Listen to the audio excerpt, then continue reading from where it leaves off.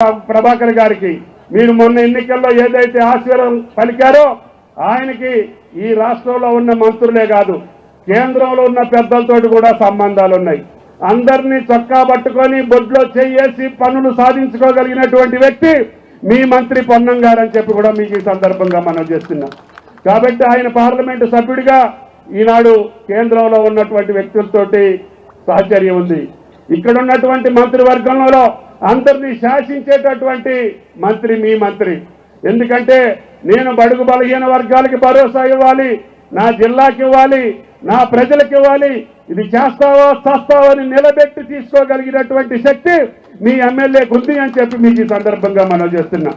కాబట్టి ఈరోజు హాస్పిటలే కాదు, ఇంజనీరింగ్ కాలేజీలే కాదు, గవర్నమెంట్లే కాదు, 4 లైన్ రోడ్డే కాదు, మీరు అడిగినటువంటి సమస్యలన్నీ రేపు 3.5 సంవత్సరాల్లో తీర్చి మీ ముందు శభాష్ అనిపించేటట్టుగా ఈ మంత్రివర్గం ప్రభాకర్ గారిని నిలబెడతామని చెప్పి కూడా మీకు ఈ సందర్భంగా మనం చేస్తున్నాం. ఆయన గోడౌన్లు అడిగింది, ఆయన అడగాల్సిన పని లేదు. వెంకటరెడ్డి గారు చెప్పినట్టుగా ఆర్డరేసి పంపిస్తే చేయాల్సిన బాధ్యత మాకుంది. ఎందుకంటే ఆయన తెలంగాణ కోసం పోరాటం చేసినటువంటి స్థితి మాకు తెలుసు, ఆయన కమిట్మెంట్ తెలుసు, ప్రజల్లో ఆయన యొక్క సహచర్యం తెలుసు, ప్రజలను ఏ రకంగా దేవుళ్లాగా కనిపెట్టుకొని చేయగలిగే రాజకీయాల్లో చిన్నోడైన అత్యంత ప్రావీణ్యం కలిగినటువంటి, లౌక్యం కలిగినటువంటి, సౌమ్యం కలిగినటువంటి మీ ఎమ్మెల్యేకి మీకు దక్కటం మీ అదృష్టం అని చెప్పి కూడా మీకు ఈ సందర్భంగా మనం చేస్తున్నాం.